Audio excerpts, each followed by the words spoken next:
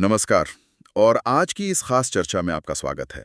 आज हम भारतीय इतिहास के एक बहुत ही महत्वपूर्ण दौर पर बात करने वाले हैं। 1915 से 1948 के बीच का समय, महात्मा गांधी और राष्ट्रीय आंदोलन। हम गांधी जी के एक जननेता के रूप में उभरने की कहानी को समझेंगे, उनके आंदोलनों का क्या असर हुआ ये देखेंगे, और आज़ादी और विभाजन तक के सफर के जो अहम मोड़ थे उनको टटोलेंगे। चलिए तो शुरू करते हैं। जनवरी 1915 गांधी जी दक्षिण अफ्रीका से भारत लौटे।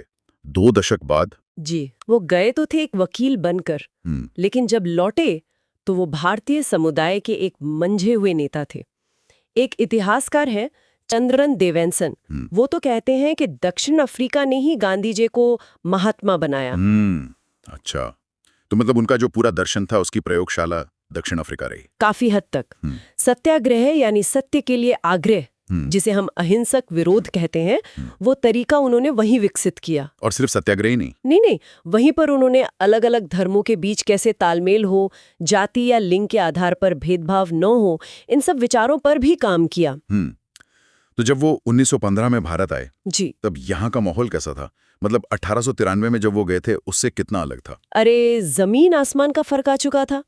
भारत अब राजनीतिक रूप से कहीं ज्यादा सक्रिय था, कांग्रेस की पहुंच बढ़ गई थी। हाँ, स्वदेशी आंदोलन 1905-7 भी हो चुका था। बिल्कुल, और उसने एक मध्यम वर्ग को जोड़ा था।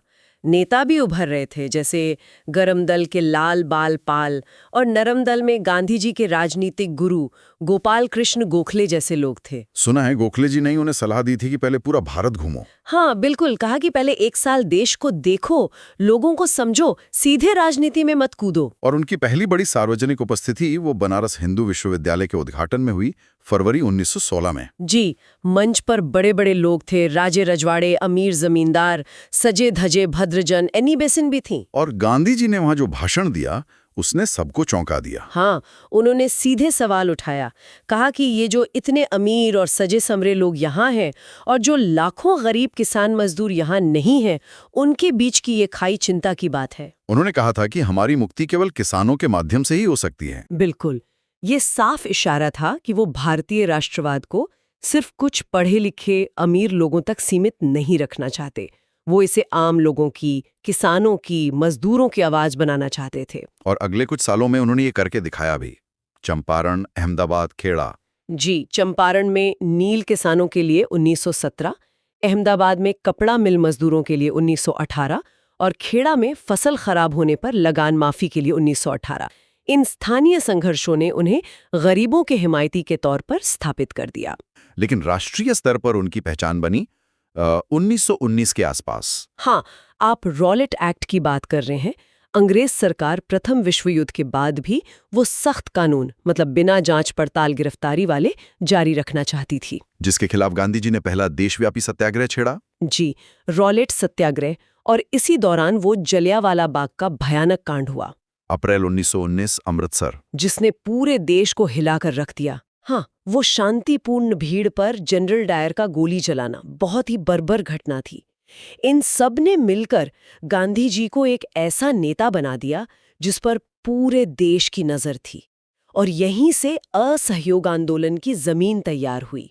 असहयोग आंदोलन 1920 से 22 तक, यानी अंग्रेजी शासन के साथ किसी भी तरह का सहयोग न करना। हाँ, स्कूल कॉलेज छोड़ दो, अदालतें छोड़ दो, सरकारी नौकरियां छोड़ दो, विदेशी कपड़ों की होली जलाओ, टैक्स मत दो। गांधी जी का वादा था 1 साल में स्वराज। और इसमें उन्होंने खिलाफत आंदोलन को भी जोड़ा। बिल्कुल, उस समय तुर्की के खलीफा का पद खतरे में था और भारत के मुसलमान उसके लिए आंदोलन कर रहे थे। गांधी जी ने इसे हिंदू मुस्लिम एकता को मजबूत करने का एक बड़ा मौका देखा। तो इस आंदोलन का असर कैसा रहा? क्या लोग जुड़े? क्या ये वाकई जन आंदोलन बना? अभूतपूर्व असर हुआ। हजारों विद्यार्थियों ने स्कूल कॉलेज छोड़ दिए, वकीलों ने प्रैक्टिस छोड़ दी, मजदूरों ने हड़तालें की। 1921 में तो करीब 400 हड़तालें हुई। बाप रे! हाँ, और गांवों में भी किसानों ने लगान देने से मना किया, कहीं आदिवासियों ने जंगल के कानून तोड़े। मतलब लोगों ने असहयोग का अपने अपने हिसाब से अर्थ निकाला और जुड़ गए। लुई फिशर ने कहा था कि असहयोग भारत और गांधी जी के जीवन के एक युग का नाम हो गया। सही। उन्होंने कहा ये शांति की दृष्टि से नकारात्मक था, पर असर के लिहाज से सकारात्मक, स्वशासन के लिए एक ट्रेनिंग जैसा। लेकिन फिर चौरी चौरा। हाँ, वो फरवरी 1922 की घटना, उत्तर प्रदेश में चौरी चौरा नाम की जगह पर गुस्साई भीड़ ने एक पुलिस थाने में आग लगा दी, जिसमें कई पुलिस वाले मारे गए। और गांधी जी ने आंदोलन वापस ले लिया। फौरन। वो हिंसा से बहुत आहत थे। उनके लिए साधन और साध्य दोनों पवित्र होने जरूरी थे। अहिंसा से कोई समझौता नहीं। और फिर मार्च 1922 में उन्हें गिरफ्तार कर लिया गया। राजद्रोह का मुकदमा। जी, 6 साल की सजा हुई। हालांकि सजा सुनाने वाले जज CN ब्रूमफील्ड ने भी माना कि गांधी जी एक अलग श्रेणी के व्यक्ति हैं, एक महान देशभक्त और नेता। तो असहयोग आंदोलन भले ही अचानक खत्म हो गया, लेकिन इसने भारतीय राष्ट्रवाद का चेहरा हमेशा के लिए बदल दिया था। बिल्कुल। अब ये सिर्फ वकीलों, डॉक्टरों, बुद्धिजीवियों का आंदोलन नहीं रहा था। हजारों लाखों किसान, मजदूर, कारीगर, महिलाएं सब इससे जुड़ चुके थे। और लोग उन्हें अब महात्मा कहने लगे थे। ये सिर्फ एक नाम नहीं था, ये सम्मान था जो जनता ने दिया था। और इसकी एक बड़ी वजह थी उनका आम लोगों से जुड़ाव। वो उन्हीं की तरह दिखते थे, उन्हीं की तरह रहते थे, उन्हीं की भाषा में बात करते थे। जैसे उनका पहनावा, सिर्फ एक साधारण धोती, वो भी शायद 1921 के बाद अपनाया उन्होंने। हाँ, दक्षिण भारत की यात्रा के दौरान उन्होंने देखा कि लोग कितने गरीब हैं, तन पर पूरे कपड़े भी नहीं हैं, तो उन्होंने भी आजीवन सिर्फ एक धोती पहनने का प्रण लिया। और चरखा, वो कैसे एक प्रतीक बन गया? चरखा, देखिए चरखे के कई मतलब थे। एक तो ये मशीनों की जो अंधी दौड़ थी उसकी आलोचना थी। ये मानव श्रम की गरिमा का प्रतीक था। दूसरा, ये गरीबों के लिए, खासकर गांवों की महिलाओं के लिए घर बैठे आमदनी का एक जरिया था, स्वावलंबन का साधन। और तीसरा पहलू भी था शायद। हाँ, ये दिमागी काम और हाथ के काम, मतलब बौद्धिक श्रम और शारीरिक श्रम, इसके बीच की जो दीवार थी समाज में, उसे तोड़ने की कोशिश थी। गांधी जी खुद रोज चरखा काटते थे। तो ये साधारण पहनावा, चरखा, इसने उन्हें आम जनता के बहुत करीब ला दिया। बिल्कुल। और इसी समय खासकर ग्रामीण इलाकों में उनकी एक चमत्कारी छवि भी बनने लगी।